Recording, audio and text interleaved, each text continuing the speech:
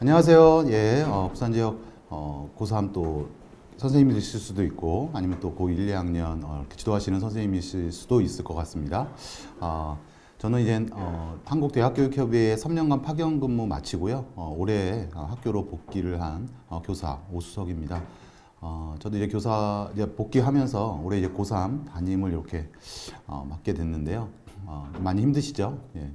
지금 3월하고 4월 모의고사 봤는데 또 실제 이 코로나 상황이 여전히 남아 있어서 실제 결실도 한 10%또 전후가 이렇게 나오고 있어요. 그래서 어떤 성적을 좀 잡고 아이들하고 또 좀 탄력 있게 또 상담도 할 수 있고 또 아이들의 이제 학업도 독려를 해야 되는 시점에 참 어려움이 없지 않아 있는 것 같습니다.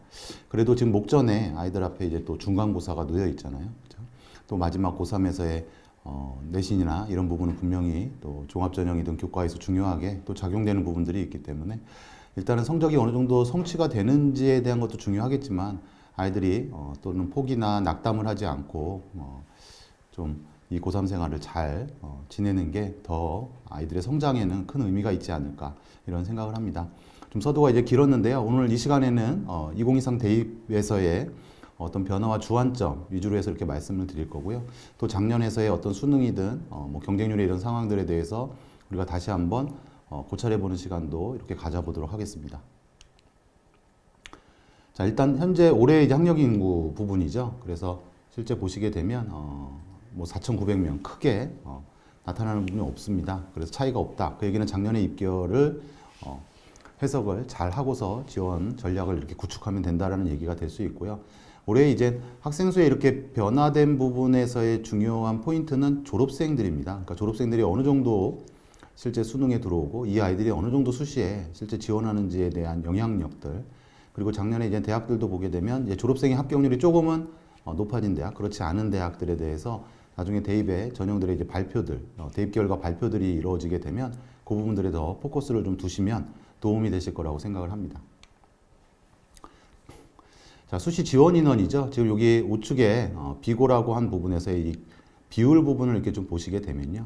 예, 246, 109, 그다음에 320 이런 변화들을 보실 수 있어요. 교과 전형에서의 지원 경쟁률의 이제 상승을 이렇게 볼 수가 있죠. 어느 정도 예상을 했었던 수치일까요? 예. 일단 현장에서 이 학교들에 대해서 교과 전형에 대한 적극적인 지원이 이루어졌다는 거죠.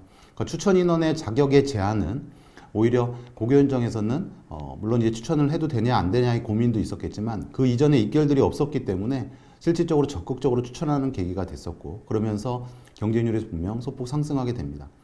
그런 과정에서 이제 종합전형의 경쟁률들은 소폭 하락을 또 이제 증가 비율이죠. 인원에서의 지원 인원에서 이제 감소 부분들을 이렇게 볼 수가 있습니다. 그런데 실제 종합전형에서의 경쟁률도 소폭 다 많이 상승하는 경향성들을 이렇게 볼 수가 있거든요. 그 이유는 2022에 서울권, 수도권에서도 이제 서울권에 위주로 정시에 30% 맞춰지는 대학들이 나오면서 실제 종합전형의 전체 모수인 모집 인원 자체가 줄어들었죠. 그래서 수도권 중심으로 줄어든 학생의 인원들을 대학에서 보통 이제 정시죠. 예, 수능 위주 전형으로 인원들을 이제 편성을 합니다. 종합전형 인원을 줄이면서. 그래서 실제 모수가 줄어들었기 때문에 거기에 지원하는 풀은 고교 현장에서는 기본적으로 예전에 우리 학교에서 내신 3점 몇이면 어느 정도 대학을 지원을 해서 또는 2점 몇이면 어느 정도의 대학에 지원해서 합격을 했었다라는 어떤 그 경험치를 갖고서 지원을 하는 전략들이 있었고요. 그런 과정 속에서 경쟁률의 또 상승은 나타나게 되는 부분이고요. 그래서 이 구간으로 이렇게 좀 보게 되면 다들 아시겠지만 교과에서 없었던 서강대나 성대들이 교과전형이 이렇게 생기면서 경쟁률이 실제 이렇게 증가하는 상황들을 볼 수 있고요. 종합은 이 건동홍숙 라인에서의 종합전형에서의 지원들의 인원들이 감소가 이렇게 된다라는 부분들 볼 수 있고, 그다음에 맨 아래 이제 논술은 실제 모집 인원이 감소가 있었는데 그에 맞춰서 경쟁률의 하락을 볼 수도 있지만 실제 졸업생 아이들의 인원수가 올해 작년에 이제 감소를 했어야 되는데 뒤에서 한번 더 짚어드리겠습니다. 졸업생 아이들이 예상 수치보다 증가를 합니다. 한 14,000 정도가 증가를 하기 때문에 실제 논술의 경쟁률은 더 하락해야 되는 상황인데 그렇지 않은 부분이 있다라고 좀 인지하시면 될 것 같아요. 그래서 수시에 이제 경쟁률을 보시게 되면 되는데 이제 우측에 이제 빨간색들 부분입니다. 그래서 이 빨간색이라는 부분이 경쟁률이 전년도에 비해서 상승한 건데요. 그럼 이 교과 전형의 경쟁률 증가, 올해는 어떻게 예상을 좀 해볼 수 있느냐? 올해 예상은 아무래도 이제 허수 지원들은 감소할 것이다.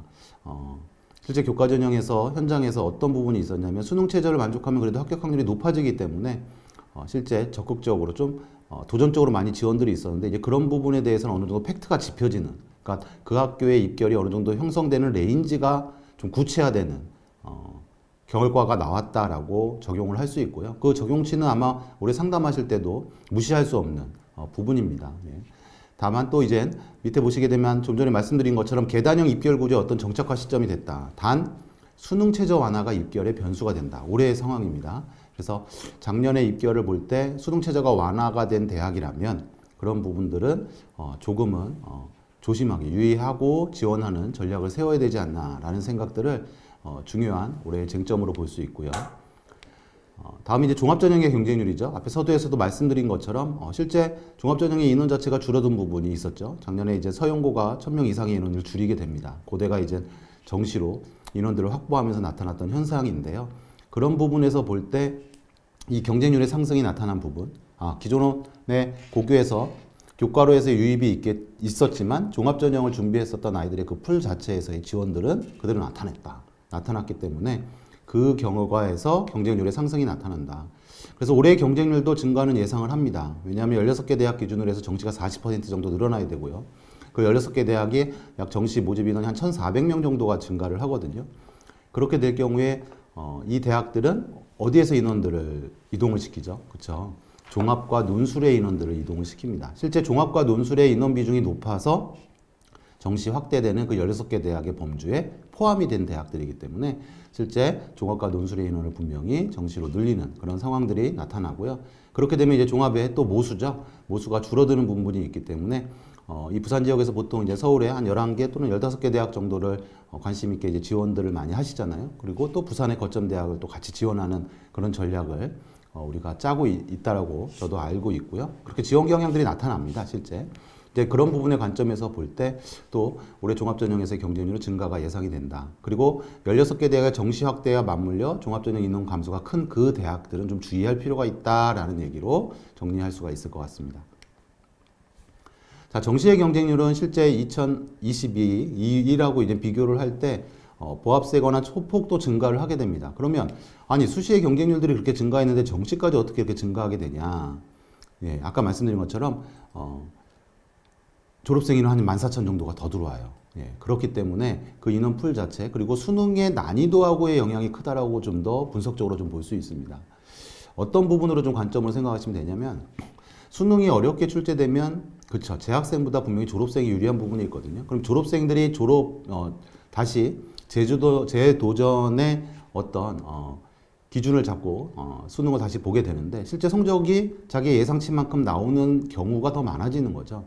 그렇게 되면서 실제 이제 학교를 뭐 갈아타는 경우도 있고 다시 또 이제 새롭게 뭐 들어가는 경우도 있겠지만 그런 부분들이 나타난다. 그래서 이 졸업생의 인원 증가가 실제 경쟁률의 상승에 역할을 준다. 그때 뭐 불을 지피는 상황 또는 시너지가 더 크게 나타나는 상황은 바로 수능의 난이도에 영향을 줄 수 있다라는 부분으로 보시면 됩니다. 이거는 이제 재학생의 수능 표본에 대한 분석을 제가 뒤에서 또 해드릴 텐데 그거하고 같은 맥에서 보시면 됩니다. 자, 입시 정보 공개에 대해서 더 확장적인 부분이 분명히 있습니다. 이 공정성 강화 방안에 맞춰서 대입 전형의 평가 기준과 결과를 공개하라고 했고요. 그런 부분이 지금 어디에 탑재되어 있냐면 바로 그 어디가 사이트죠. 이 어디가 사이트에서 교육부와 대학교육협의회가 대학이 직접 제공한 입시 정보를 모은다는 것, 신뢰성이 확보가 된다는 얘기로 할 수가 있고요. 그런 신뢰성의 확보에 의해서 학교 현장에서 또는 학생, 학부모도 실제 대학의 입시 결과들을 접근해서 보죠. 실제 이 어디가 사이트에서 대입정보센터의 대입전략 자료실, 그 다음에 대학별 입시 정보, 자녀 입학 도우미를 잘 활용하시면 좋고요. 대입전략 자료실에는 그 119 자료집이 있습니다. 그래서 아직 모집용어가 발표되기 시점 이전이기 때문에 또 개괄적으로 또 이렇게 요약이 잘 되어 있기 때문에 그 119 자료집 잘 활용하시고요. 그 다음에 이 대학별 입시정보란이 있죠. 그 대학별 입시정보란을 이렇게 보시게 되면 실제 종합전형의 평가 결과 50%와 70% 컷을 이렇게 공개하는 대학이 있죠. 또는 우측 보시게 되면 실제 학생들의 전체 지원 풀과 합격의 표시를 구별해서 나타나는 대학들도 있습니다. 우측의 경우에 그래프 형태로 나타나는 게 한 50여 개 대학이 됩니다. 실제요. 그리고 이 대학은 친절한 대학이죠. 실제 1단계 통과한 인원, 합격한 인원, 최종 등록자 인원까지가 표시되기 때문에 선생님들이 지원을 고려할 때 어느 정도의 성적대의 분포가 지원한다라는 걸 참조를 분명히 하실 수 있다라고 보여지고요. 근데 이 종합전형 지원에서 우리가 고려할 사항이 있죠. 그 부분은 이제 서울시립대가 잘 보여주고 있습니다. 그런 부분을. 그래서 이 서울시립대가 지금 전형 결과자료 발표를 하는데 매우 좀 구체적으로 그리고 선생님들이 좀 궁금해하는 부분들을 잘 이렇게 긁어준다고 할까요? 그렇게 해서 발표가 이루어지고 있기 때문에 실제 일반고에서의 지원풀과 합격, 그 다음에 자사고에서의 지원풀 합격, 특목고에서의 지원풀 합격이 나타나죠.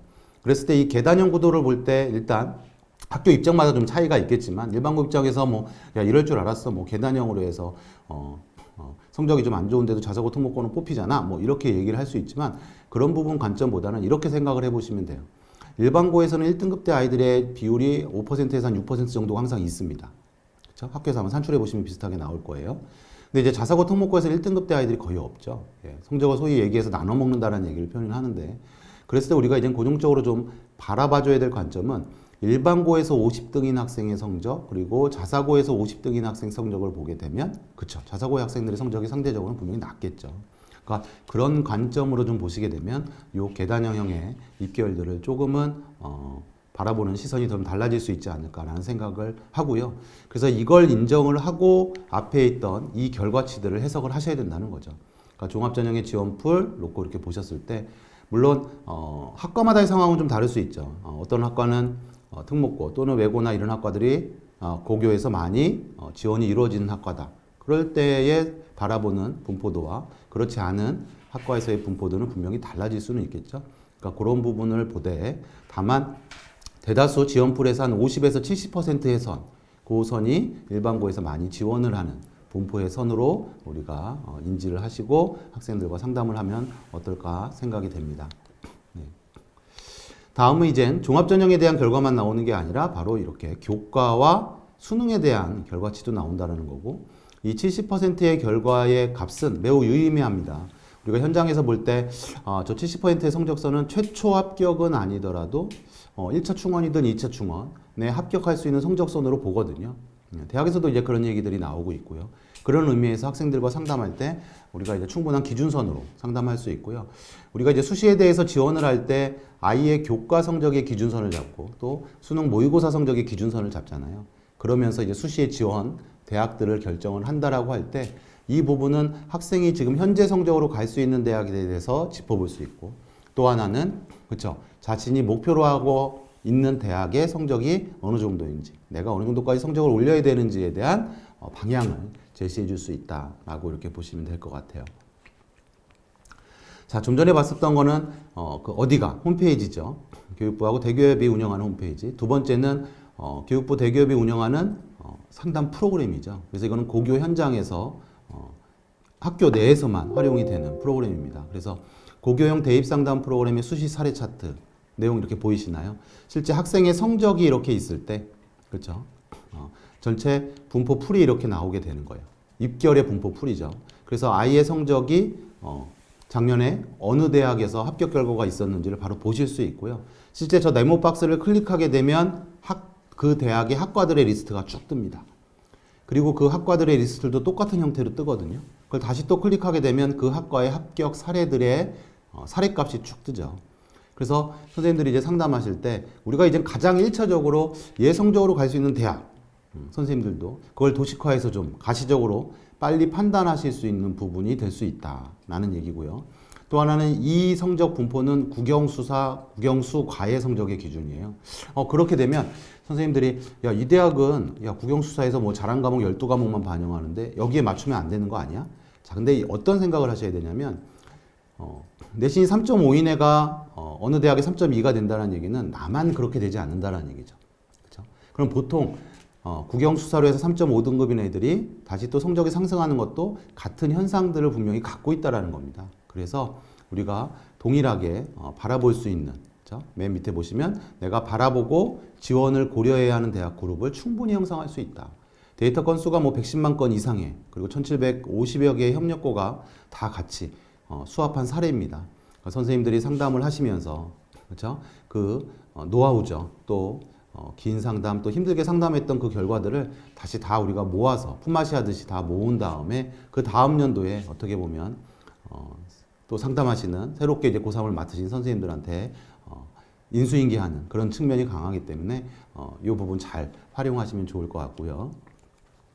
그다음에 또 이 고교형 상담 프로그램에서의 또 강점이죠.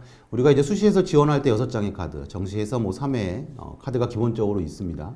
근데 그 카드를 지원할 때 A 대학을 지원했을 때 다른 대학들은 어디를 지원을 고려해야 하는지 그 부분이죠. 그래서 실제 고려대 경영학부를 지원한 아이들이 타 대학에 어디에 지원하고 그 지원한 건수, 합격 건수, 합격 비율이 이렇게 나타나게 됩니다. 그래서 말씀드릴 부분은 이 합격 비율 부분을 이렇게 보시게 되면 요 대학이 좀 더 강점이 있겠구나, 또는 그렇지 않은 대학은 좀 신중하게 지원을 해야겠구나라는 판단을 충분히 하실 수 있다라는 얘기고요. 이 합격 비율은 제가 예전에 이제 분석을 했을 때 상황을 보면은 교과 같은 경우에는 한 40% 전후에서 지원하게 되면은 그게 동일 선상에 동일 성적대 아이들이 지원하는 대학으로 좀 보시면 되고요. 합격 비율을 놓고 볼 때 종합전형은 보통 20%의 전후에서 이렇게 좀 보시면 됩니다. 근데 이 합격 비율 수치가 제가 한 3년치의 추이를 이렇게 봤을 때 비율이 점점 떨어져요. 근데 그 비율이 떨어진다는 얘기는 저는 긍정적으로 보는 게 선생님들의 상담의 노하우가 더, 그리고 뭐라고 얘기할까요? 그러니까 최적화된 지원들을 점점 하고 있다라고 인지가 되거든요. 그건 매우 긍정적인 부분이라고 생각을 합니다. 그래서 상대적으로 대학하고 합격 비율이 높은 대학, 낮은 대학들 이렇게 좀 비교해 보시게 되면 우리가 이제 뭐 고3 담임을 뭐 5년이든 오래 이렇게 하시면서 그려지는 그 대학의 어떤 그룹이죠. 소위 이제 서열이라고 하는 그런 부분들도 조금은 선생님들이 딱 칼을 대듯이 이렇게 나눌 수는 없지만 지원 풀을 통해서, 그리고 지원 경향을 통해서 선생님들이 정보를 얻을 수 있다라고 말씀을 드릴 수 있을 것 같습니다.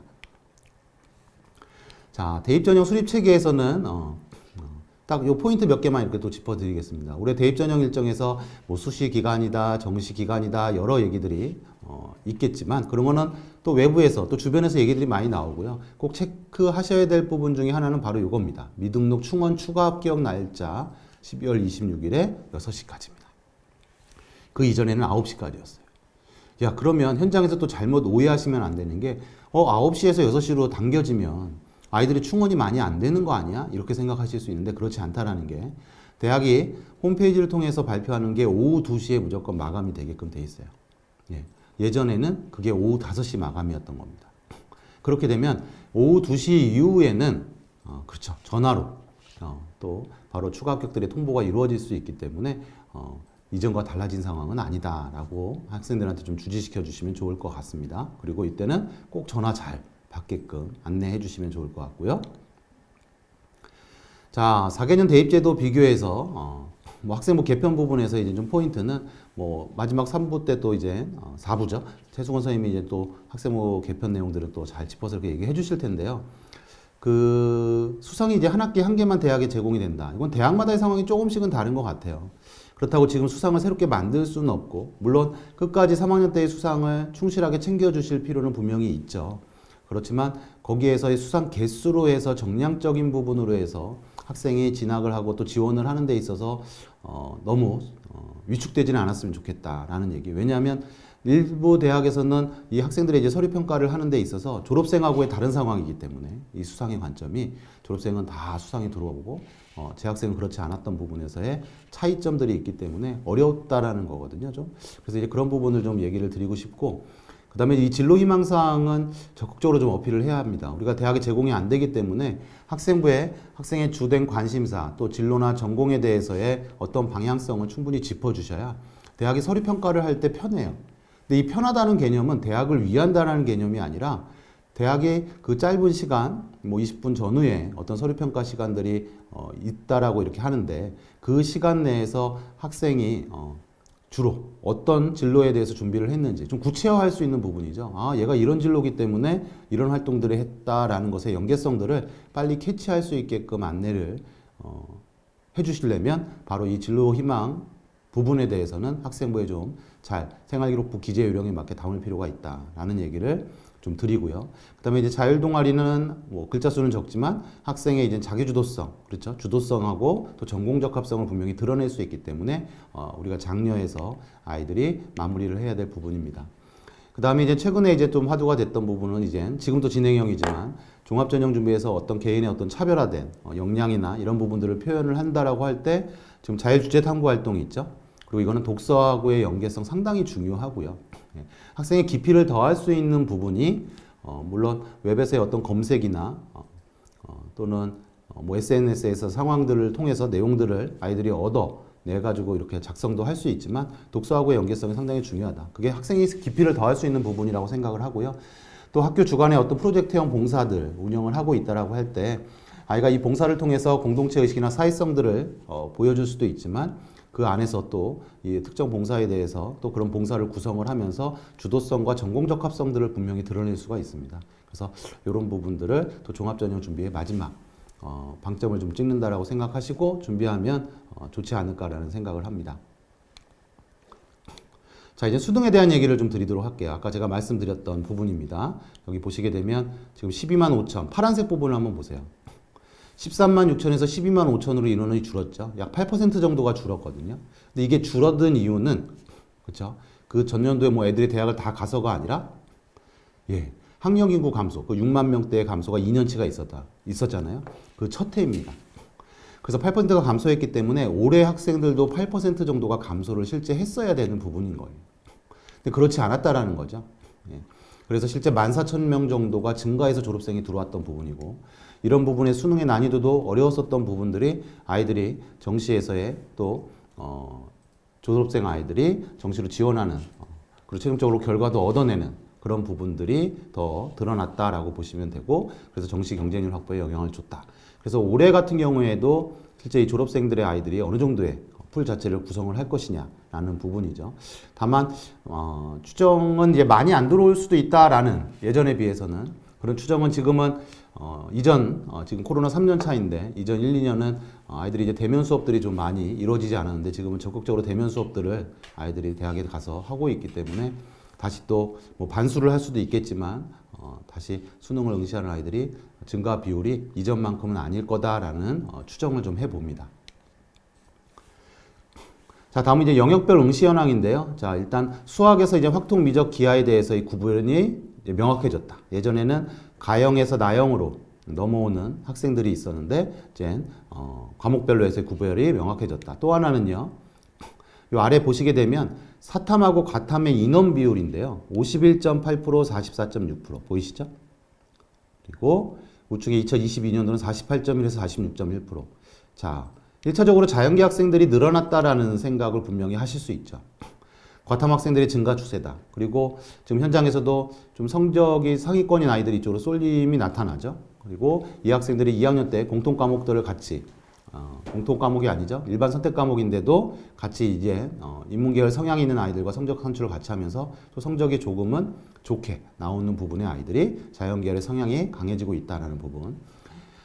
그런 부분들에서 이제 우리가 예전에 이런 관점은 안 되는 거죠. 그러니까 예전에 뭐 내신이 2등급인데 내신 인문계열 성향에서의 2등급, 자연계열 성향에서의 2등급인데 그러면 자연계열 성향에서의 2등급이 서울권에서 특정 대학에 진학이 좀 더 수월했다라는 관점이 이제는 유야무야가 되는 그런 상황들이 벌어질 수 있다라는 겁니다. 자연계열 학생들의 증가하기 때문에요. 그리고 실제 이런 부분은 지금 대학에서 발표된 입결 또는 대입상담 프로그램의 사례들을 보시면 예전에는 인문계열의 아이들의 성적대의 분포가 더 좋았었는데 지금은 역전 현상이 나는 대학 또는 학과들이 나타나기 시작했어요. 이제 경향이 바뀌었다는 거죠. 그런 부분에 대해서는 1차적으로는 자연계열 학생 수의 증가를 볼 수 있고 또 하나는 그쵸, 수능에서 최저에 대한 충족률이 인문계열 성향보다는 자연계열 성향의 아이들이 수학에서의 어떤 강점이 있기 때문에 더 높아졌다라는 부분을 우리가 또 볼 수가 있는 거죠. 그 두 개가 지금은 크게 입결에 영향을 주는 부분이 되고 있다라고 보시면 됩니다. 그래서 이제 수능의 개편 부분들이 이렇게 나왔고요. 작년에 뭐 이제 공통 선택 과목에 대해서 어떤 팩트들을 좀 짚어드릴 거고, EBS 연계 비율에 대해서 많은 걱정도 했는데 실제 평가원에서 연계 비율의 축소는 있었지만 또 기출 문제를 잘 활용을 해서 쉬운 문제들이 또 출제된 부분도 없지 않아 분명히 있습니다. 그래서 이제 우리가 초고난도 이런 표현도 많이 하잖아요. 그런 문항수는 분명히 줄어들고 있는 추세고요. 그리고 근데 우리가 중고난도 얘기를 많이 하죠. 그래서 또 시간이나 이런 소요 부분은 많이 소요가 되는 그런 문항들이 또 많이 출제가 돼서 실제 시험은 좀 더 어렵게 아이들이 느끼는 경향이 없지 않아 있고요. 그리고 사탐이나 과탐에 대해서의 구분은 폐지되어 있지만 실제 서울의 주요 대학들 또 국공립대학에서는 또 미적분 기하에 대해서 자연계열 쪽에서는 픽스 지정을 하고 있기 때문에 아이들이 거기에 맞춰서 좀 준비하는 경향성들은 있죠. 자, 이거는 이제 대입상담 프로그램 이제 대교협에 저희가 이제 모의고사 같은 경우는 수업을 작년부터 처음 실시했어요. 그래서 제가 뭐 대입상담 교사단 선생님들한테 다 발표를 했었던 내용입니다. 예. 그래서 4월부터 시작해서 실제 수능까지 우리 여기 보시게 되면 백분위 290에서의 뭐 백분율 이렇게 나와 있죠. 그럼 백분위 290인데 위에 확통사탐조합이면 인문계열 성향이고요. 백분위 290 이상이면 뭐 거의 뭐 서울대의 성적이라고 이렇게 보시면 되겠죠.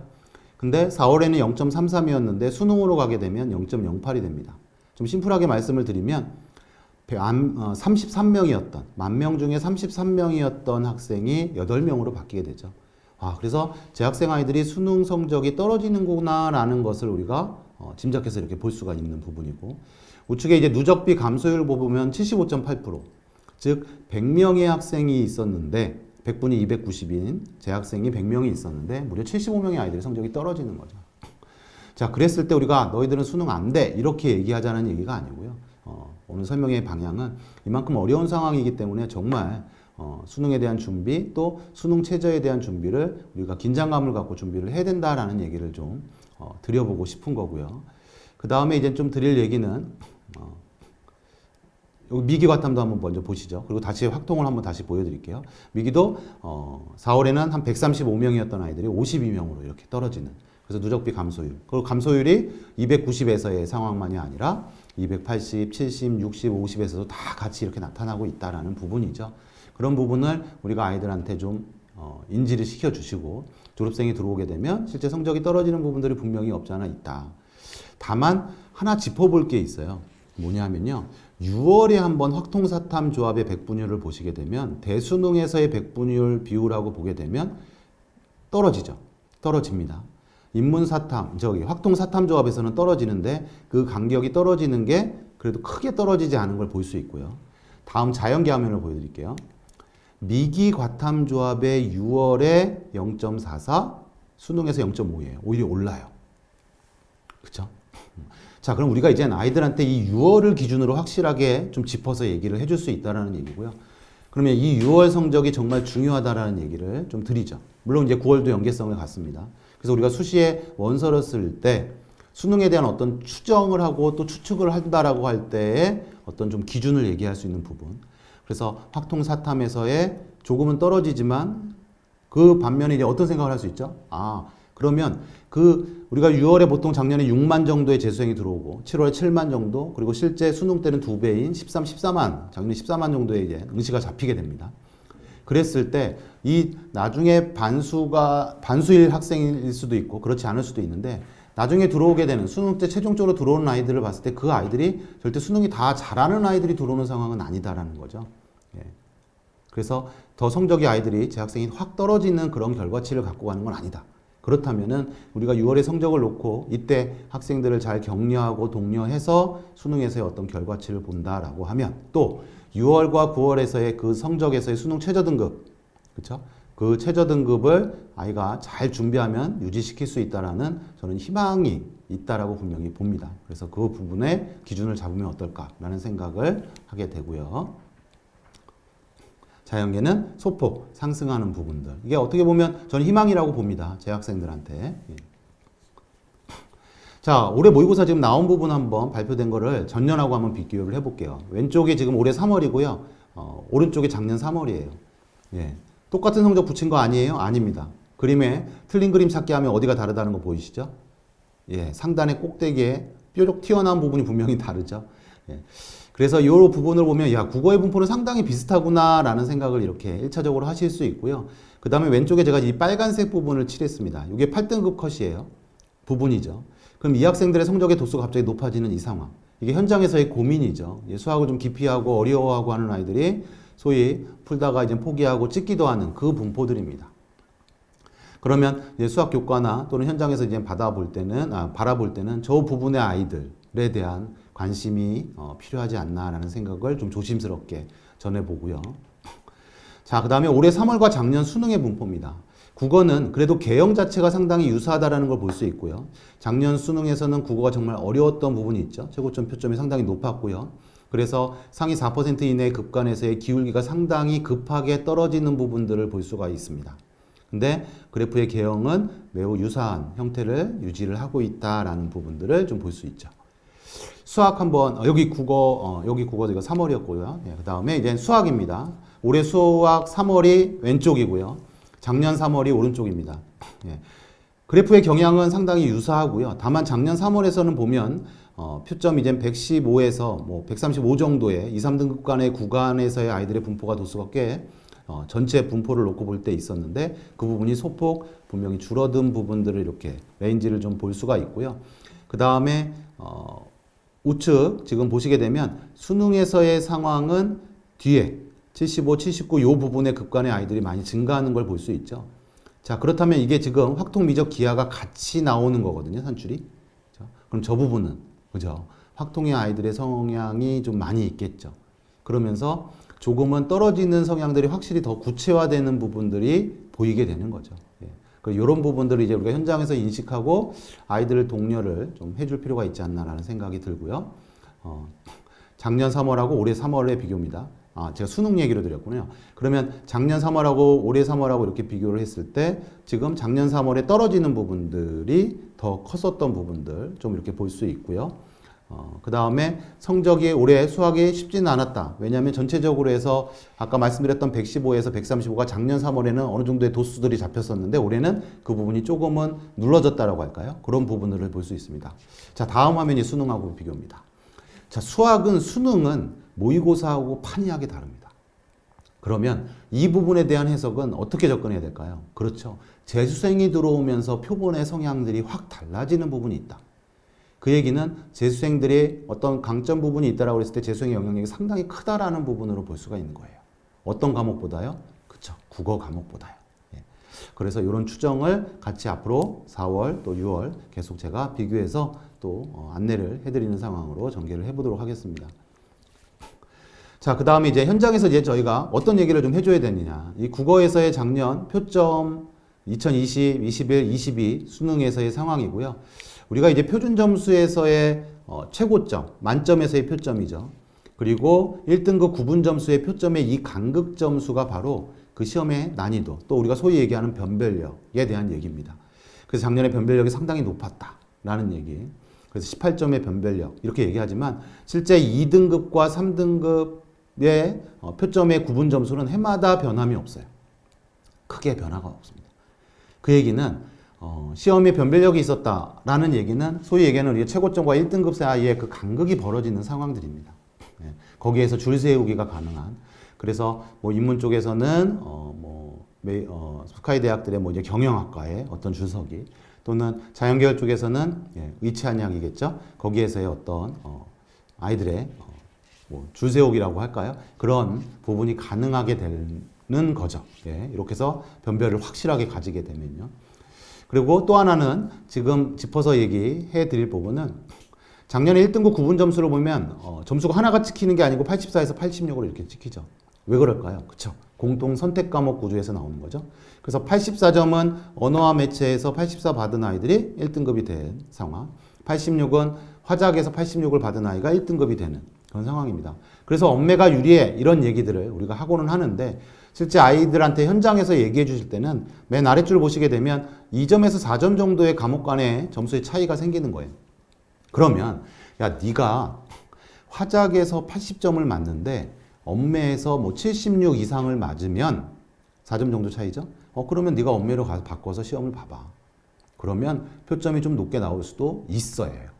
나올 수도 있다. 근데 실제 화작을 준비해 오던 아이, 또 엄매에 맞춰서 준비하던 아이들이 그 과목을 그 2점, 4점, 두 문제 정도죠. 거기에 따라서 바꾼다? 그게 쉽지는 않다라는 거죠. 하지만 그 2점, 뭐 두 개의 문항 정도의 차이를 극복할 수 있다라고 하면은 뭐 아이한테 권장을 해줄 수 있는 팩트입니다. 실제 작년에 수능을 치러서 우리가 얻어낸 결과 부분이죠. 다음 이제 수학 부분입니다. 국어에 대해서 하나 더 짚고 갈게요. 실제 언매같이 30% 작년에 화작에 70%의 아이들이 응시를 했어요. 전체 국어 응시생 중에. 그러면 언매에서 1등급이 한 명이 나오면 화작에서는 2.33명이 이렇게 나와야 돼요. 인원 비율에 따라서 그 응시 뒷단의 아이들의 성적 분포가 똑같다. 수준이 똑같다. 이렇게 얘기하면. 근데 실제 그렇지 않았다는 거죠. 예. 그래서 실제 지금 상담 프로그램에서 이미 이것도 다 요 비율들을 인원으로 바꾸시면 됩니다. 이건 다 발표를 제가 이미 다 했던 내용들이고. 그래서 1등급 36대 64, 2등급 32명 대 67명, 100명 기준으로 볼 때요. 그래서 그 70대 30의 비중이 맞춰지는 게 한 4등급 대 정도 선이 돼야 이렇게 맞춰지는 비율을 볼 수 있죠. 그래서 1, 2, 3등급이 언매가 많다? 맞는 얘기고요. 그 1, 2, 3등급의 언매 아이들이 성적이 좋기 때문에 더 받는 상황이 돼 있습니다. 그럼 내가 언매로 바꾼다? 아까 말씀드렸던 그 기준 2점에서 4점의 상황을 보시면 된다 라고 얘기를 드리고요. 다음 수학입니다. 수학에서는 지금 표점이 10점 정도, 최고점과 1등급의 표점이 10점 정도 차이 났는데 와 그것도 크다라고 얘기하는데 그건 예상되었던 수치예요. 어느 정도는. 왜냐하면 예전에 이제 수학 가형일 때 그 이전 연도에 한 6점 정도가 차이 났었는데 실제 지금 수학이 전체 통으로 학통 미적 기하가 같이 응시를 하잖아요. 그렇기 때문에 편차는 벌어질 부분이 당연히 생기는 거고요. 그런 부분에서 10점 표차는 크게 벌어지는 상황은 아닌 겁니다. 근데 수학에서는 이젠 확통하고 미기의 원점수 차이 제가 우측에 이렇게 써서 계산을 해놨습니다. 그래서 보통 뭐 몇 점 정도로 생각하시면 되냐면 4에서 6점 정도의 유불리를 생각하시면 돼요. 그래서 한 2개 문항입니다. 국어도 그렇고 수학도 그렇고. 2개 문항을 어느 정도 커버를 할 수 있다라고 얘기하면 네가 과목을 바꿔도 된다. 근데 확통을 보던 아이가 미기를 갑자기 바꿨을 때 성적이 잘 나온다? 그런 부분이 아니잖아요. 오히려 자신의 원점수를 높이는 게 정답이고요. 그 자신의 원점수에 가장 많은 배점을 차지하고 있는 공통 과목의 시험 범위를 정말 준비를 잘하고 깊이 있는 문제까지도 다뤄줄 수 있는 그런 역량이 더 중요하다. 그게 정확하게 우리가 아이들한테 전해줄 수 있는 팩트가 아닌가 싶습니다.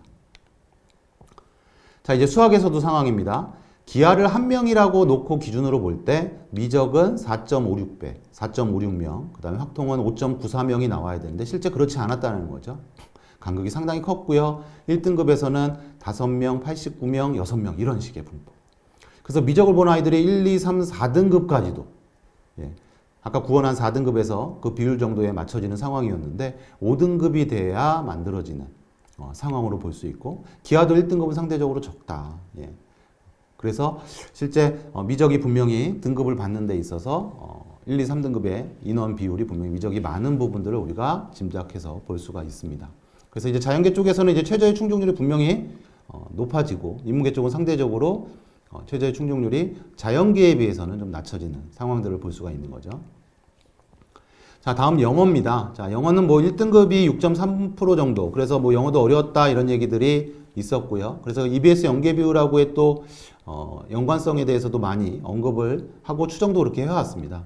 근데 영어에서의 1등급 비율이 가장 크게 영향을 미치는 집단은 서울의 최상위권 대학, 즉 세계합조합의 최저를 쓰는 대학들과 또는 의치한, 그렇죠?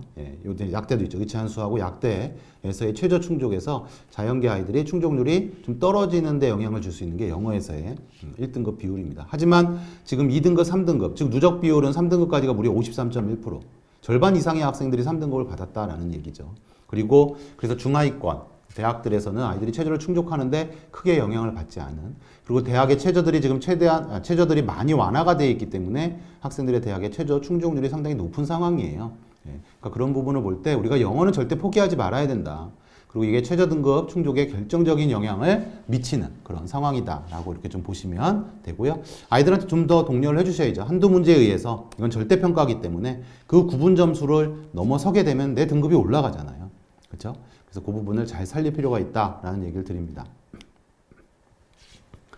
자, 이제 수능에 대한 분석과 맞물려서 이제 수능 전형에 대해서 얘기를 좀 드리면 올해 정시율이 이제 22%, 최근 6년 중에서 제일 낮은 비율이에요.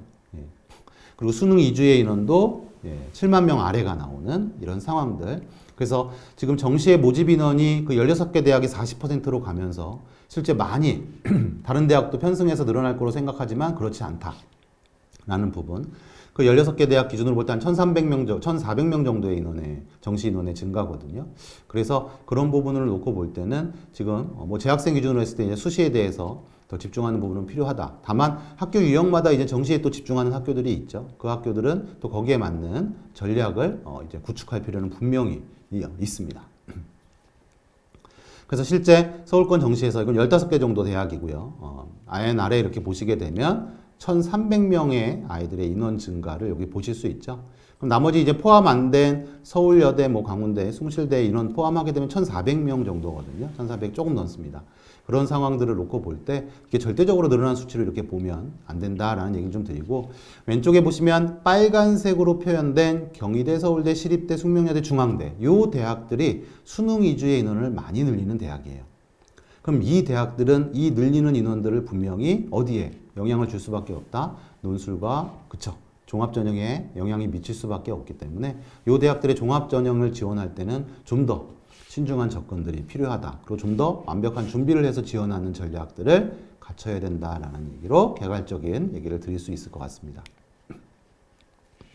자, 다음은 이제 수능 과탐응 시작. 작년에 화두가 많이 됐습니다. 정시 인문계열 모집 단위의 지원. 그래서 실제 저기 60% 모인 서강대 또는 중대, 뭐 시립대 60% 전후에 교차가 이렇게 발생을 했죠. 그래서 올해 상황은 어떨 것이냐? 어떻게 예측하시나요? 올해도 교차는 계속됩니다. 그리고 올해 어떤 예측을 하기가 더 쉽지 않을 거예요. 예. 왜냐하면 작년에 한번 구체적으로 봤거든요. 그래서 참 이게 어려운 부분이고요. 실제 물론 이제 통합형 수능의 취지에는 문제가 없는 부분이긴 하지만 실제 현장에서는 좀 어려움이 분명히 있죠. 예, 교차를 하려고 하는 학생들의 상황. 그리고 현장에서는 이제 교차를 할 때 설마 아이들이 자연계열 아이들이 어문계열까지 지원을 하겠어 했는데 예상치를 다 벗어난 그런 결과치들을 지금 보이고 있기 때문에 현장에 좀 어려운 부분들이 있고요. 정말 점수 위주로 더 진학을 하는 이런 상황들의 모티브가 확실하게 벌어졌다라고 좀 보여지고요. 그럼 이 정시상담 공교육에서 어떤 정서가 정말 돌아갈 수 있는가? 답은 하나밖에 없다고 봐요. 예. 지금 최근에 이제 외부 사교육에서의 모의 지원들이 일어나고 있잖아요. 그리고 거기에 대한 어떤 신뢰도나 이런 게 상당히 높아지고 있는 불편함이 분명히 학교 현장에는 있습니다. 그렇기 때문에 이제 대입 상담 프로그램에서 정시 모의 지원을 한 2년 동안 진행을 해오고 있기 때문에 저희가 좀 더 관심을 갖고 또 졸업생 아이들도 모의 지원을 같이 진행할 수 있는 그런 환경들을 좀 갖춰가야 학교 현장에서 또 정시 상담을 또 외부에 의존하지 않고 우리가 자구적으로 또 자체적으로 진행을 할 수 있는 상황이 되지 않을까라는 생각을 좀 말씀을 드려봅니다. 자, 그래서 이제 상담 프로그램에서 어떤 변화 부분들을 지금 제공을 하고 있고 현장에 도움을 드리고자 해요. 그래서 작년에도 이제 수능 한 14만 3천 건의 표본 내에서의 어떤 석차를 이제 드리게 됐고요. 그래서 실제 뭐 서강대, 성대, 한양대 보시게 되면 뭐 전체 석차가 나오고 실제 석차 비율을 이렇게 제공을 해서 드렸거든요. 그런데 올해 이제 고무적인 거는 이 전년도 합불 사례에 이 누적비가 들어옵니다. 얘가 1.8%인데 성균관대 합격했다. 그럼 올해 재학생 아이들 중에서 이제 상담하시는 학생이 성균관으로 했을 때 그 누적비가 몇 프로 나오는지 보시면 돼요. 그러니까 수능 기준으로 해서 한 33%의 표본이 모인 거기 때문에 일반화해서 그 누적비는 상대적인 위치로 충분히 의미가 있고요. 저희가 표본을 모집하는 거는 졸업생이 끼어서 들어온 게 아니라 재학생 내에서의 상황이기 때문에 동일 유사성을 갖고 있는 분명한 표본이라는 거죠. 그 표본 내에서 상대적인 누적비로 해서 이렇게 보면 된다. 다만 그 당해년도의 뭐 경쟁률이나 또는 교차 같은 것에 대해서 어떤 구체적인 접근을 하기는 누구도 쉽지 않습니다. 그거는 모의 지원만이 답이에요. 아무리 분석적으로 해서 작년에 경쟁률이 이겼다? 우리가 일반적으로 그러잖아요. 작년에 경쟁률이 올랐으면 올해는 내려간다. 가장 일반적인 론이죠. 왜 그 일반론을 많이 얘기하죠? 작년에 경쟁률의 입결이 높았기 때문에 입결로 인해서 작년에 경쟁률이 높아서 입결이 높아지고 그러면서 상대적으로 지원이 감소하는 경향이 나타나기 때문에 또 입결이 떨어지는 그런 게 가장 일반적인 패턴인데 그 일반화도 예측은 항상 100% 할 수 없는 거잖아요. 그렇기 때문에 우리는 우리가한테 정해져 있는 수치 상에서의 상담 전략을 좀 세우시고 그 다음에 그 당해년도의 어떤 변화 부분에만 좀 초점을 좀 더 주시면 되지 않을까라는 생각을 합니다. 그리고 그 두 번째 내용 보면 이 교차 지원에 대한 검토도 어느 정도 된다. 왜냐하면 지금 아이들에 대해서 이 석차를 계산할 때 통합, 즉 인문 자연, 즉 과탐하고 사탐 계열을 같이 본 응시 학생 내에서 석차도 같이 나와요. 그러니까 교차를 했을 때의 누적비를 우리가 추정을 해볼 수 있고 작년에 합불사례에 그게 체크가 돼서 들어오기 때문에 참고점이 분명히 된다라는 거고요. 이 누적비는 저희 자체적으로 이제 공교육에서의 어떤 배치표, 대학의 선을 직접 잡아주지는 않지만 우리의 사례 내에서의 충분한 어떤 기준점들, 기준선들은 충분히 제공을 하게 됩니다. 수능이 끝나면 물밀듯이 밀려오던 외부에서의 장판지죠. 크게 교실의 한 벽면을 가리던 그 배치표가 이제는 1년, 2년 지나면서 앞으로는 필요 없는 상황들. 예전에 이제 진학하시는 선생님들이 또 얘기했던 우리 학교에서 한 10%면 어느 정도 가. 우리 학교에서 15%면 어느 정도 지원을 고려할 수 있어. 그런 얘기들을 전국의 사례를 갖고서 우리가 이제 얘기할 수 있는 공교육의 신뢰성이 더 생긴다라고 얘기를 드릴 수 있어요. 그래서 이런 프로그램 개발이 작년부터 진행을 해서 올해 또 이제 완성 단계로 가기 때문에 선생님들이 현장에 분명히 도움이 되실 거라고 봅니다. 자, 대입 전형에서 이제 주요 특징은 다들 앞에서 많이 짚어봤던 부분이고요. 수시의 이제 증가 부분. 수시가 증가하면서 학생부 위주도 같이 증가하는, 그리고 이건 지역 대학에서의 성향이 좀 더 강한 거죠. 서울권은 이제 정시의 지원이 분명히 있습니다. 근데 정시의 지원을 수능 위주의 인원 지원이 한 800명이에요. 수도권에서. 근데 아까 그 16개 대학만 해도 1,300명이 넘는데 1,400명 정도가 되는데 왜 그러냐면 예체능계 쪽에서 정시로 선발하던 아이들이 수시로 넘어옵니다. 그 인원 때문에 실제 그 16개 대의 정시 인원들이 다 반영이 안 돼서 실제 수도권에서의 정시 수능 위주 인원 한 800명대의 증가, 정시 모집 인원이 800명대의 증가일 거예요. 그거는 이제 시행계획에 발표가 이미 된 내용입니다. 논술은 이제 대학이 재정 지원 사업과 관련해서 평가에 좀 영향이 있기 때문에 실제 인원들을 보합으로 하던가 아니면 소폭이라도 감소하는 상황. 그 다음에 이제 지역인재 특별 전형의 모집 인원은 뭐 하고 있다? 그렇죠. 증가하고 있다라는 부분. 근데 이것도 어느 정도 이제 정점에 와 있다라는 느낌을 좀 받으실 겁니다. 근데 지역에서는 아마 지원 전략을 짜실 때 한 장, 두 장의 카드를 같이 지원하는 부분을 알고 있습니다. 그래서 이건 적극적으로 살려서 지원하실 필요가 있다. 자, 밑에 이제 나왔죠? 정시 모집 인원이 한 825명, 그리고 비수도권에서는 8,600명이 수시가 오히려 증가하는 그런 상황이 다른 전개들을 좀 보실 수 있고요. 자, 그 다음에는 20개 대학이죠. 서울권에 한 20개 대학을 볼 때 우리가 보통 이제 수능의 인원이 증가, 올해 상황 맞습니다. 예. 그래서 한 25,800, 23,900 이 정도의 인원으로 이렇게 볼 수 있는데 실제 종합 같은 경우에 인원이 감소를 하지만 교과 전형 인원과 합하게 되면 한 32,000가량이 돼요. 그래서 학생부 위주 전형의 인원이 그래도 역시 중심축이 좀 있다. 중심축이 있다. 그래서 학생부 위주 전형에 대한 준비가 그래도 재학생 기준으로 해서의 지원으로 전략으로는 맞는 부분이 있다. 근데 뭐 이제 아이가 뭐 수능 성적이 잘 나오는 상황이다. 내신보다. 그럴 때 이제 수능에 대한 전략을 세워야죠. 내신은 뭐 한 4등급인데 수능은 3등급대다. 그럼 수능에 대한 전략 세워야 되죠. 그렇죠? 그리고 뭐 내신이 3등급인데 수능 성적이 뭐 2.5등급이다. 그건 거의 좀 유사한 지원 풀의 수능이나 정시에서의 지원선이 비슷한 선이 될 겁니다. 그래서 이제 그런 전략들을 선생님들이 같이 고민해서 비교해서 또 지원하시면 될 것 같고요. 그 다음에 이제 수능에 대해서는 항상 이런 불편한 진실이 좀 있는 거죠. 졸업생 비율이 주요 대학에서 60% 이상 선회하는 대학들이 있다라는 사실들. 그리고 이런 부분 때문에 졸업생들이 실제 진입하기가 쉽지 않은, 그죠? 그래서 뭐 이전 연도에 이렇게 상황 보면 한양대 같은 경우에는 뭐 졸업생들이 80% 정시에서 합격한 아이들이, 그리고 20% 중에 재학생 20%인데 그 중에 약 16% 정도가 특목고나 자사고의 아이들의 분포였다라는 부분들. 그런 게 들어가는 문이 좁게 되어 있는 게 아니라 그 성적대 일반고 아이들이 보통 수시로 많이 다 합격을 하는 그런 상황에서의 우리가 견지해야 될 부분이 아닌가 이런 생각을 전해드립니다. 자, 이제 서울권의 정시에서 상황에서 40%에 이렇게 맞춰져 있는 대학들. 40%를 이제 좀 선회한 대학은 시립대하고 매대 정도가 있고요. 또 이화여대하고 홍익대는 그 40%에 맞추지 않아도 되는 대학이기 때문에 실제 30%대를 맞추고 있는 상황들을 이렇게 볼 수가 있습니다. 그러니까 대학 입장에서 40%를 현격하게 넘어가면서까지 정시 아이들을 더 뽑으려고 하는 성향은 없다라는 거죠. 네, 그런 부분을 좀 짚어서 좀 보시면 될 것 같고요. 왜냐하면 정시까지 해서 기다렸다가 우수한 아이들을 선발한다는 관점보다는 수시에서 최대한 우수한 아이들을 빨리 선발하겠다라는 게 대학의 좀 의지라고 보시면 될 것 같습니다.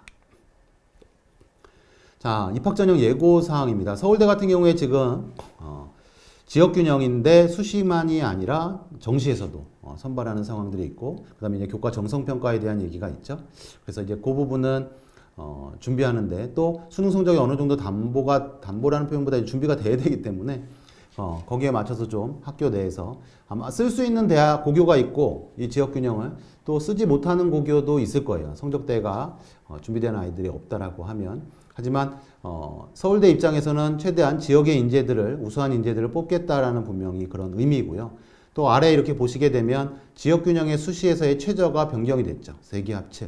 그러니까 최저가 상당히 완화가 된 부분이고, 이 완화된 거는 서울대 입장을 이렇게 견지해서 볼 때는 최대한 그 전형으로 지원을 하는 아이들은 최대한 거기서 뽑겠다라는 좀 강한 의지가 있지 않나라는 생각을 합니다. 물론 1단계가 3배수로 올해 이제 바뀌어 있긴 하지만 그래도 최대한 아이들을 충원해서 뽑겠다라는 서울대의 의지를 좀 볼 수 있고요. 그 다음에 이제 2024의 예고사항이지만 올해도 중요하죠. 예, 왜냐하면 지금 전공 연계 과목에 대해서 서울대가 발표를 한 거고요. 그래서 인문대학이나 뭐 사과대학에서는 크게 핵심 권장 과목이나 권장 과목이 많이 나타나지 않습니다. 뭐 경제학부 쪽에서 미적 확통, 예, 상경계열 쪽이죠. 근데 자연계열은 과목에 대한 안내가 있다. 그리고 이 과목에 대한 부분은 충분히 신경 쓸 필요가 있다라는 얘기를 드리고요. 왜냐하면 2024 발표지만 실제 그 학과에서 지금 아이들을 가리키고 또 아이들이 이 과목들을 배우고 와야 또 학업을 이수하는데, 대학에 전공을 이수하는데 분명히 도움된다라는 메시지를 주고 있는 부분이기 때문에 이거는 조금 강조점을 갖고 아이들 상담이나 지도하실 때 참고를 하셔야 될 것 같고요. 그래서 서울대 발표에 맞물려서 타 대학들도 일정 부분 이제 발표들이 모집 요강에 탑재가 될 거로 보여요. 그래서 최종적으로 원서를 쓸 때는 그 부분은 참고를 분명히 하셔야 될 부분이다라는 얘기를 드립니다. 자, 이제 전형별 특징을 이제 좀 포인트 되는 부분만 짚어보겠습니다. 좀 이제 많이 아시는 얘기는 좀 빠르게 이렇게 넘어가고요. 일단 학생부 100은 이제 교과나 또는 비교과 반영.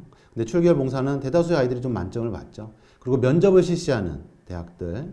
그래서 일괄로 해서 면접까지 같이 하는 경우, 또는 단계별로 해서 학생부 교과 성적으로 몇 배수 자른 다음에 면접을 이렇게 보는 그런 구도로 되어 있고요. 학생부 서류평가, 예, 하는 대학들이 최근에 올해도 이제 뭐 지역균형 쪽에서 2개 대학 정도가 늘어났죠. 그래서 이 서류평가하는 대학들의 어떤 추세는 앞으로는 좀 더 증가할 것이다라는 걸 인지를 좀 해주셔야 돼요. 그리고 우리가 이제 고교학점제로 간다라고 했을 때는 등급이 산출되는 과목들이 상대적으로 분명히 줄어들거든요. 그랬을 때 대학은 조금은 고교 간의 차이나 이런 부분들에 대해서 대학은 생각을 하고 있고, 그 생각에 대해서 평가 방법을 좀 달리하고 싶어 할 거고, 그 달리하고 싶어 하는 것에 대한 대안 중에, 여러 대안 중에 하나는 분명히 이 서류에 대한 평가가 될 수 있다라는 거죠. 그래서 올해 이제 건대하고 경희대가 추가로 서류평가가 이렇게 들어왔습니다. 그래서 그 부분도 좀 유심히 관심 있게 봐두셔야 되지 않을까라는 부분을 말씀을 드리고요. 자, 이 교과전형의 특징에 그 빨간색 부분은 이제 해결이 되는 부분이 있어요. 제가 다음 화면에서 보여드릴 거고요. 아래 이제 맨 밑에 보시면 타 전형에 비해서 분명히 경쟁률이 낮죠. 그렇게 되는 이유는 교과전형은 올해 이제 입결들이 또 발표됐기 때문에 아이들의 지원풀에 그룹이 잡혀요. 그럼 그 그룹 내에서의 지원이 있기 때문에 실질적으로 경쟁률이 타 전형인 그룹이 넓게 잡히는 종합전형, 또 더 넓게 잡히는 논술보다는 경쟁률이 분명히 떨어지는 거죠. 그리고 성적이 좋은 아이들, 또 그 성적이 좋은 걸 기반으로 해서 또 종합전형의 지원이 이루어지기 때문에 그 아이들이 타 대학의 합격 확률이 높고, 그러면서 충원이 많이 일어나게 되는 거죠. 그래서 충원율도 높습니다. 예. 그 다음에 이제 수도권 지역균형에서 학생이 좀 의지가 있다라고 했을 때는 그 수도권 지역균형의 지원 가능 여부, 성적대가 어느 정도 되는지 확인해 보실 필요가 있고요. 근데 이 부분은 이제 뭐 부산대에서, 예, 부산 지역에서의 상황과 맞춰서 비교를 꼭 해보실 필요가 있다라고 얘기를 드리고요. 그다음에 이제 학생부 교과 전형의 이제 유형들인데, 이제 교과 반영 방법들이 이게 다양합니다. 예. 근데 실제 우리가 이런 고민이거든요, 항상. 얘가 내신이 국수 영사로 3.5인데 다른 대학으로 하면 성적이 좋아져요. 예. 그랬을 때, 야, 너 3.5에서 3.2로 갔네. 야, 이 대학 써야겠다. 이렇게 단언하기는 힘든 거죠. 그래서 일단 선생님들이 1차적으로 접근하는 게 학교 내에서 석차를 구합니다. 얘가 국수 영사로 했을 때 학교에서 30등이었는데, 예, 이 대학으로 했더니 20등이 된다. 그러면 얘는 분명히 유리한 조건이고 분명히 이 대학은 지원선상에서 고려를 해야죠. 근데 그 표본의 분석이 학교가 아닌 전국 단위가 되면 신뢰도가 훨씬 높아지겠죠. 그렇죠? 네. 그 부분에 대한 해석을 올해부터 진행이 됩니다. 상담 프로그램에서 대학, A대, B대, C대학으로 이렇게 했을 때 교과 전형에서 정량적인 수치로 나오는 학생의 교과 성적, 대학의 환산 점수죠. 그것의 석차를 이렇게 볼 수가 있어요. 그러면 어느 대학이 유리한지에 대한 판단을 바로 하실 수 있다는 얘기입니다. 반영 방법이 대학마다 다르잖아요. 교과 반영 방법도 좀씩 다르고 또 교과별로 반영 비율을 주는 학교도 있고 또 특정 자랑 과목들의 성적을 산출해서 뽑는 학교도 있고 그렇죠? 그런 부분에 대해서 상대적인 비교가 되기 때문에 의미가 크다. 그리고 내년에는 이 합불 사례 값에 이 비율 부분이 표기가 되기 때문에 상담에 대한 활용도는 뭐 절대적으로 높아진다라고 볼 수가 있습니다. 그러면 아까 정시 수능 성적에서의 어느 정도 비율이면 어느 대학에 지원선이 된다. 내신도 역시 이런 어느 정도 비율이면 어느 대학에 지원선이 된다라는 것을 선생님들이 아이들과 상담하실 때 충분히 얘기할 수 있는 상황이 된다. 그래서 우리가 수치화되어 있는 그 정량적인 부분은 가리워지고 이럴 부분이 아니라 우리가 공교육 내에서의 최대한 수합을 해가지고 그 수합된 내에서의 결과를 같이 공유하면서 그렇죠? 아이들이 합격을 하는데 또 지원을 하는 데에서에 있어서 허수 또 좀 잘못된 지원들 이런 것들을 우리가 최소화할 필요가 있죠. 그게 바로 공교육에 대한 신뢰를 우리가 더 찾아가고 확보해가는 길이 아닌가 이런 생각을 합니다. 자, 아까 말씀드렸던 그런 부분 중에 한 사례예요. 지금 보시면 이건 경희대 발표 자료인데 인문에서의 합격생들의 분포 등급 보시죠? 자연계열에서의 합격생의 분포 등급. 그리고 실제 이렇게 많은 허수들이 지원이 있었다라는 것을 올해는 이 X가 확실히 줄어들 겁니다. 그렇죠? 이제 결과가 나왔기 때문에 지역균형을 신설을 하면서 그 결과들을 대학들이 발표가 다 나왔기 때문에 그리고 자연계의 입결이 더 좋은 상황들 어떤 메시지가 분명히 있는 거죠. 자연계 학생들이 증가를 한다. 그리고 자연계 학생들이 개정 교육 과정에서 성적들이 인문보다 조금은 높게 성적을 갖고 있는 아이들이 있다라는 사실. 최저 등급을 충족하는데도 유리한 부분을 또 아이들이 갖고 있다는 사실. 그런 부분들이 종합적으로 이제 작용을 해서 나타난다. 새로운 교과 성적의 어떤 기준선들이 생겨나고 있다라고 보시면 됩니다. 자, 그 다음에 이제 지역균형에 대해서 저도 이제 학교에서 지금 고3 담임을 하고 있는데 제가 이제 지역균형을 좀 맡아서 지금 운영을 하고 있습니다. 이제 안내를 하고 담임선생님들한테. 그래서 이렇게 표로 정리를 했는데 일단 뭐 학교 자체 또 최근에 뭐 다양한 SNS상에서 이 지역균형의 분석 자료들 또 수합한 자료들 이렇게 공유를 하시는 거로 알고 있어요. 그래서 일단 지역균형이 교과 전형이거든요.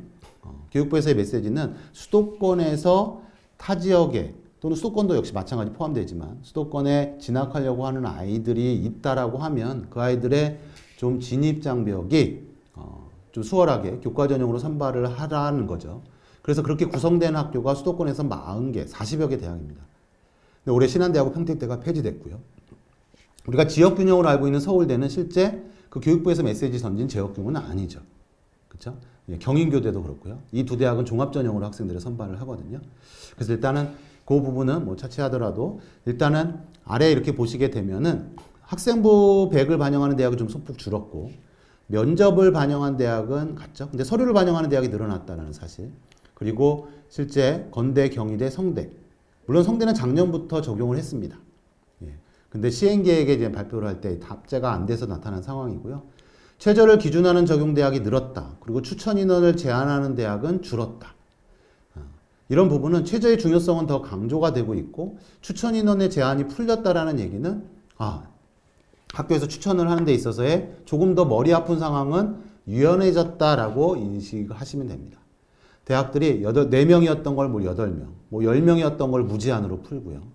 또 비율도 5%에서 10%로 이렇게 바꾸는 상황이 있기 때문에 저도 이제 학교별로 추천 인원 리스트를 뽑았을 때 동국대 시립대가 한 8명 정도가 되더라고요. 저희 학교 이제 인원 260명 기준으로 봤을 때. 그래서 물론 학반별로, 반별로 한 명씩 추천이 이루어지는 건 아니지만 인원제를 풀을 볼 때 대부분의 대학들이 오히려 학생들이 그 대학을 갈 성적을 갖추는 게 더 중요한 상황이 돼 있다. 그 성적과 최저를 갖추는 게 더 중요한 상황이 돼 있다라고 인식하시면 될 것 같아요.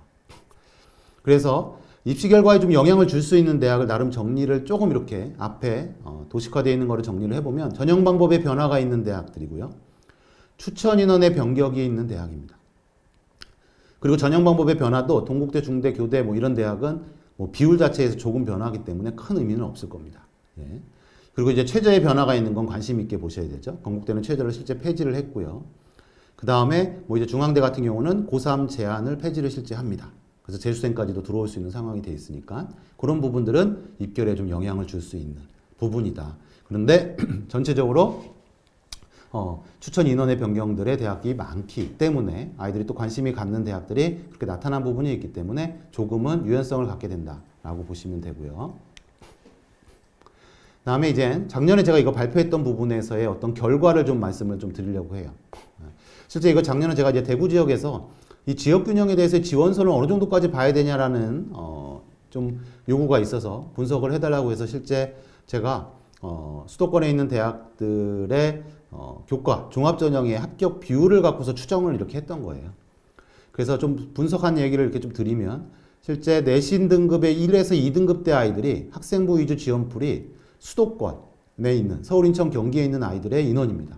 그럼 지역 인원을 왜 언급을 안 하냐는 얘기는 저희가 이제 드릴 수 있는, 제가 이제 분석해서 드릴 수 있는 거는 수도권의 아이들이 이 정도의 아이들이 지역 균형으로 합격을 합니다. 그랬을 때 지역에서는 지역의 국립대와 맞춰서 지원을 하실 때 같이 고민할 수 있는 선상을 드리는 거죠.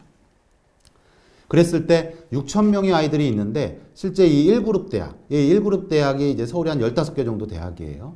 그 15개 대학의 실제 합격생들의 풀을 보면 한 12,000 정도가 돼요. 서울, 인천, 경기가 채우는 인원의 풀을 추정을 그렇게 해볼 수 있고 그러면 6,000명의 아이들이 부족하기 때문에 이 1그룹 대학이 2등급대에서 6,000명 정도의 아이들을 더 합격시키는 거죠. 우리가 정량적인 어느 풀 자체에서의 상황을 볼 때 그렇게 되면은 실제 이 1그룹 대학에서의 지원풀과 합격의 일치 예상선이 한 2.6등급이 돼요. 그런데요. 기가 막히게 비슷하게 많습니다. 예. 저도 이렇게 분석을 해놓고 궁금해 하겠죠. 그래서 실제 다음 자료는 이건 이제 경기도 진협에서 이제 표본 자료를 모으는 건데 그 경기도가 그래도 유의미한 부분은 경기도는 이제 전국에 있는 대학들을 다 이렇게 지원을 시키고 실제 수도권 대학에 진학을 할 때 이 교과 전형에서 합격 비율이 제일 높은 게 또 경기도입니다. 학생 수가 또 많고요. 그래서 보통 이제 교과 전형 같은 경우에는 고교 대학 유형에 따라서 좀 다르지만 최저가 좀 강하게 있으면 한 30%, 최저가 없는 학교는 한 50%에 육박한 비율을 갖고요. 그렇게 나타납니다, 실제. 그래서 이제 그런 부분에 비율을 적용을 했을 때 의미 있는 데이터다. 그리고 이 지금 색깔로 이렇게 칠해진 부분은 최초 합격, 추가 합격이 같이 담긴 거예요. 그러면 앞에 색깔보다는 한 50% 뒤의 색깔들을 조금 유의미하게 보시면 되겠죠. 그래서 지금 1등급 대 초반에 그리고 1등급 대 후반, 중반, 후반으로 넘어가는 대학의 그룹들을 이렇게 보실 수 있을 겁니다. 다음은 1등급 후반과 2등급 초반까지의 상황들이 같이 잡히는 것들을 이렇게 좀 보실 수 있을 거예요. 그렇죠? 예. 그러면서 제가 아까 말씀드렸던 1그룹 대학에선 이 대학이 2점 중반, 2.6 정도 예상했잖아요. 맞는 거 보이세요? 예. 자, 이런 부분들로 우리가 추정을 갖고 갈 수 있고요. 그리고 올해 이제 입결들이 발표가 돼서 나왔기 때문에 선생님들도 충분히 현장에서 이제 대입 상담 프로그램의 사례들을 보시면서 상담을 하실 수 있다. 자연계의 상황입니다. 자, 1등급 초반, 1등급 중후반 넘어가는 모습. 그쵸? 그 다음은요? 예. 2등급대에 차지하는 형태들 딱 보이시죠?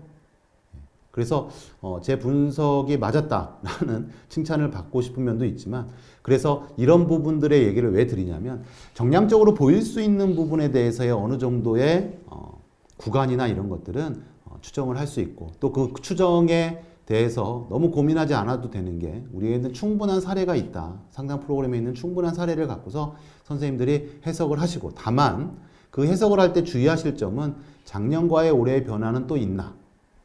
그쵸? 그랬을 때 입결이 올라갈까 내려갈까라는 부분들에 대한 분석을 하셔야죠. 그래서 그런 분석은 대학별의 접근은 또 2부에 임병훈 선생님이 좀 더 디테일하게 얘기를 해주실 거라고 보여집니다. 자, 그래서 이제 수시합불 사례를 통해서 교과 성적의 추정이죠. 2등급 이내의 형성, 또 2등급 중반 이내의 형성. 2등급 후반, 또 3등급 중후반 이렇게 나와 있는데 보통 이제 부산권에서는 2등급 중반 이내에 형성되는 요 대학들을 주로 관심 있게 보시죠.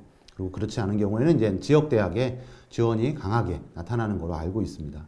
그리고 종합에 대해서는 이 점수대보다 맨 위에 써 있는 거 보이시는 것처럼 0.5에서 플러스 1 정도의 폭을 더 갖고서 종합전형에 대해서 지원하게 되면 대다수 교과전형에서의 지원하고 합격이 나타나는 풀, 종합에서의 지원과 합격이 나타나는 풀에서의 상황을 볼 때 0.5에서 1 정도의 보정을 놓고 지원하면 된다. 단순하게 얘기 드리면 2.5인 학생이 건국대 뭐 교과 2.5 초반의 아이가 합격한다면 종합전형에서는 3등급 이내, 2.5에서 3등급 이내에서 주된 합격들이 많이 이루어진다. 그 정도의 관점으로 선생님들이 학생의 상담을 하시면 충분히 나중에 상담 프로그램의 사례를 보시더라도 아 그렇구나 라고 느끼실 거예요. 자, 다음은 이제 진로선택 과목입니다. 진로선택 과목은 제가 전국에 대해서 다 분석을 했어요. 이 진로선택 과목을 제가 이제 파견교사 있을 때 이 얘기를 처음 이제 또 꺼내면서 공론을 많이 시켰던 상황에서 작년에 이어서 또 추가적으로 작업을 했습니다. 하지만 이 코스의 의미가 없어요. 왜 의미가 없는지는 그때도 말씀을 드렸지만 지금 경희대에서 발표된 내용입니다. 지원자 중에서 모두 A인 아이들이 93.5%였어요. 근데 합격자를 봤더니 나중에 99.7%가 됩니다. 지역균형 전형, 고교연계 전형이죠. 어떤 얘기를 그때도 드렸었냐면 그 지원하는 대학에 지원할 때 이 지원하는 학생의 진로 선택 과목의 성취도를 다른 대학, 다른 학생들은 어떻게 같은 풀로 갖고 올 것이냐라는 문제죠. 그러니까 보통 내신 3등급 때까지인 아이들은 대부분 A를 갖고 들어가겠죠. 그렇죠? 그럼 그 뒤에 있는 애들이 B가 하나가 있다? 근데 다른 아이들도 같은 유사한 상황이면 큰 의미가 없는 상황이다. 라고 인지하시면 되고, 그래도 좀 궁금해요. 라고 얘기를 하실 수 있는데, 실제 올해 대입 상담 프로그램의 내신 산출에 4월 말 한 5월 초에 업데이트가 될 거예요. 선생님들한테 이제 새로운 화면이 보이시게 될 겁니다. 진로를 반영했을 때의 등급, 진로를 또 미반영했을 때의 등급들이 이렇게 나와서 구별이 된다라는 얘기죠. 그래서 이 대학은 진로를 반영하니까 진로 반영하는 거에 맞춰서 상담하시면 되고, 이 대학은 진로를 미반영하면 미반영하는 것의 등급에 맞춰서 상담하시면 충분하시다라고 얘기를 드릴 수 있습니다. 그 다음에 이제 교과 전형. 중요하죠. 또 선생님들도 항상 강조를 하십니다. 수능 최저학력 기준. 근데 최저학력 기준이 너무 높다라는 느낌 드시죠? 경희대 두기합 5의 최저 보실 수 있습니다. 근데 이 최저 두기합 5의 경희대의 상황들 놓고 보셨을 때 최저가 상당히 진짜 예전보다 많이 완화됐다. 그 완화된 의미 중에 하나는 크게 작용한 건 영어의 바로 절대평가죠. 그렇죠? 그런 부분들이 영향을 주는 거고요. 그래도 80%다. 즉 그 얘기는 전체 지원에서 20%의 비율의 학생은 그렇죠. 합격에 무의미한 학생의 풀 자체가 된다라는 거죠. 그런 관점에서 볼 때는 우리가 얘기를 해줘야 된다. 최저의 중요성에 대해서 얘기를 해줘야 된다. 라는 얘기를 드릴 수 있고요. 그 다음에 이제 교과 전형에서의 수능 최저입니다. 그래서 이 빨간색들 보시면 최저가 정말 많이 바뀐 상황들을 이렇게 보실 수가 있을 거예요. 빨간색이 바뀐 거거든요. 그리고 세계함 6, 7의 조합, 우리가 상위권 아이들한테 세계함 6, 7 정도는 맞춰야 돼. 그리고 중위권 아이들한테는 뭐 2개합 5, 6의 정도에 맞춰야 돼. 이 정도 얘기하시면 충분합니다. 그리고 이 최저 등급은 어떻게 놓으셔야죠? 그렇죠. 종으로 놓고 보셔야 된다.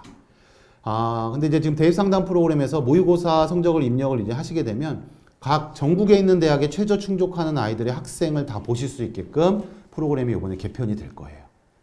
그래서 그것도 최종 분석되는 내용들 보시게 되면 선생님들이 상담할 때 정말 편해지신다라는 얘기를 드리고 싶고요. 뭐 자연계는 인문보다는 조금 다른 빨간색이 많지는 않죠. 그런 부분을 볼 수 있습니다. 자, 이제 종합전형의 특징과 지원 전략인데요. 이건 일반적으로 다 아시죠? 올해까지 자소서가 있다. 그리고 전형 방법도 뭐 단계별 또는 면접을 같이 보는 학교, 자소서를 반영하는 학교, 자소서가 없이 가는 학교 이렇게 나타날 수 있는 거고요. 그래서 학생부 종합전형 방법 예시는 지금 투트랙 전형을 쓰는 학교들이 있거든요. 그래서 이 투트랙 전형을 쓰는 학교들을 보실 때 대학이 이제 면접으로 해서 학생들을 다 선발하기는 좀 어렵다. 그리고 좀 부담이 된다라는 부분이 있는 거고요. 그러면 현장에서 이제 인지가 되는 부분은 서류형으로 들어오는 아이들이 좀 성적도 좋고 서류가 완성도가 있다. 다 수긍하시는 부분이죠. 그리고 그렇지 않은 아이들이 면접형으로 지원을 하는데 입결해서 결과로 나올 때 이 서류형 아이들이 실제 충원이 좀 더 되는, 충원율이 높습니다. 그건 당연한 거 아니야? 이렇게 얘기하실 수 있죠. 야, 성적이 좀 더 좋은 아이들이니까 타 대학도 많이 합격하겠지? 이런 얘기를 할 수 있는데, 우리가 이제 관심을 좀 가져야 될 부분은 서류형과 면접형의 경계에 있는 아이들이에요. 합격풀 자체에서 볼 때. 그랬을 때는 선생님들이 판단을 좀 해서 충원율을 보고 서류로 진행을 할 수 있는 부분들도 얘기를 해볼 수가 있는 거죠. 자, 그 다음에 이제 최저 반영을 하는 대학들입니다. 수능 최저를 반영하는 대학들, 의학학은 뺐습니다. 왜냐면 의학학은 대부분이 종합전형이든 수능 최저를 반영하는 대학이 훨씬 많기 때문에 그건 따로 표를 잡아서 놓는 게 낫고요. 그러면 여기 대학이 다 너무 많이 들어가거든요. 그래서 여기 빨간색은 서울권에 있는 최저 반영하는 대학이고, 그 다음에 국립대, 경북대, 부산대, 충북대 보이시죠? 제가 트라이앵글이라고 합니다. 그래서 이 지역에 있는 학생들이 종합전형에서 같이 지원하는 풀 자체를 이렇게 형성할 수 있는 부분들을 볼 수가 있습니다. 그래서 이런 부분도 좀 관심 있게 보시면 좋을 것 같고요. 그다음에 이제 종합전형에서 합격 비율입니다. 그래서 종합전형은 뭐 따로 어느 구간에 쏠림이 있다라는 접근보다는 이렇게 해서 조금 교과보다는 넓게 이렇게 잡히는 상황들을 우리가 볼 수가 있죠. 그리고 이렇게 넓게 잡히는 풀이 있어야 그 대학이 좀 종합전형에 대한 평가들을 좀 제대로 한다라는 생각들을 좀 할 수가 있고요. 그런 관점에서 보시면 될 것 같아요. 그 다음에 2등급대로 색깔이 넘어가는 모습들, 그렇죠? 그럼 이건 2등급대 초반 또 중반에서 많은 지원풀이 이루어진다라는 학교로 우리가 짐작을 해보실 수가 있습니다. 자, 연계 상황이고요. 1등급 중후반에서의 지원 전략을 좀 잡아야 되는 대학들, 그 다음에 2등급대 초반에서 많이 형성되는 대학들 같이 이렇게 맞춰서 보시면 될 것 같아요. 자, 종합전형 서류평가에 대해서 최근에 5개 대학이 공통평가 여수 평가 항목들을 발표를 했지만 이게 뭐 1, 2학년 쪽에 맞춰진다라고 그랬을 때는 좀 긍정적으로 보여집니다. 1, 2학년은 지금 뭐 학생부에서 제공 항목들이 분명히 줄어들고 있으니까요. 하지만 지금 2학년의 상황은 오히려 기존에 나왔었던 6개 대학 표준화 방안이 종합전형 공통평가 요소 및 평가 항목이 더 호소력이 있지 않을까라는 생각을 하고요. 실제 학생들이 그 내용을 보시게 되면 학업 성취도, 태도, 의지, 또 탐구활동 이런 내용들이 나와 있고 이 부분들을 아이들한테 좀 안내해 주시면 좋을 것 같아요. 그리고 실제 여기에 자가진단 체크하는 것처럼 내용들이 다 이렇게 담겨 있거든요. 그래서 이런 부분들을 보시게 되면은 실제 아이들이 스스로 체크를 할 수 있는, 모두 예스 할 수 있는 학생은 없습니다. 정말로 모두 예스를 못해요. 그 아이들이 방향성을 좀 잡고 마지막에 3학년 때 챙길 부분들을 챙길 수 있게 좀 안내해 주시면 어떨까라고 얘기를 하고요. 또 하나 좀 권장 드리고 싶은 거는 실제 이거는 아주대 모집 요강에 보면 우리가 인재상에 대해서 많이 접근을 하시는데 핵심어에 대한 내용이 이렇게 나와 있어요. 그래서 이 핵심어를 그대로 쓰자라는 부분 보다는 이 핵심어에 대해서 나와 있는 그 역량 부분들을 좀 학생부에 좀 담아가야 되지 않을까. 그런 부분이 더 필요하지 않을까라는 생각을 이렇게 하게 됩니다. 그다음에 이제 종합전형에서 이제 정성평가 부분, 학생의 성적을 잘 보자는 얘기입니다. 실제 내신이 2등급 초반인 학생인데 이 학생이 자신의 평균 등급보다 국어나 영어, 사회 부분은 상당히 좋다라는 거죠. 그럼 그 과목들에 대해서 인정이라고 할까요? 그 과목을 잘 살려줘야 되고 실제 학생이 지원하려고 하는 그 전공과 이 과목들의 연계성들을 꼭 살펴볼 필요가 있다. 라고 얘기를 드려봅니다. 그 다음에 이거는 이제 많이 언급했죠. 학생들이 1학년 때 뭐 약학과를 가려고 하는데 뭐 2학년 때 생명공학과 바꿨다. 뭐 성적에 의해서 많이 바뀌는 상황이 있지만 실제 그 두 학교에서 두 학과에서 배우는 키워드는 이렇게 일치한다. 그래서 그것에 대해서 너무 아이들한테 너 학과가 바뀌어서 의기소침하는 것보다 공통된 키워드를 좀 갖고 준비할 수 있게끔 마무리를 그렇게 할 수 있게끔 하는 게 오히려 우리가 현장에서 얘기해 줄 부분이 아닌가라는 생각이 되고요. 논술은 그냥 짧게 전체적인 얘기를 하나로 모아서 하겠습니다. 우선 자연계 논술 출제 범위가 과목마다 다른 게 있기 때문에 혹시 준비하는 학생이 있다라고 그러면 이 부분은 체크를 꼭 한번 해주실 필요가 있고요. 뭐 119 자료집에도 다 나와 있는 내용들입니다. 그래서 그거 참고하시면 되고, 다음에 대학에서의 가이드북 많이 활용하시면 좋습니다. 실제 이 가이드북 같은 경우에는 그 대학에 학생들용으로 편하게 좀 쉽게 설명이 되어 있는 거예요. 선행학습 영향평가 보고서보다 이 내용으로 접근해서 볼 수 있고, 실제 논술에 대한 준비를 지금 3학년 1학기 때부터 하기보다는 제가 이제 생각할 때는 최종적으로 수능 성적으로 올려주는 부분이 중요하고, 왜냐면 최저를 활용하는 대학이 또 많잖아요. 그래서 오히려 논술에 더 6월이든 1학기 기말까지든 최종적으로 준비하고 그 다음에 최근에는 이제 고교 연계가 교육과정하고 연계성이 높아졌기 때문에 아무래도 아이들이 스스로 준비할 수 있는 여지가 분명히 있다라는 얘기로 강점을 드리고요. 인문은 국어 사탐 쪽에서 평균 2등급, 자연은 수학 과탐 쪽에서 평균 2등급 나오는 아이들이라면 웬만한 대학의 논술 문제를 스스로 독해해서 풀 수 있는 상황이 됩니다.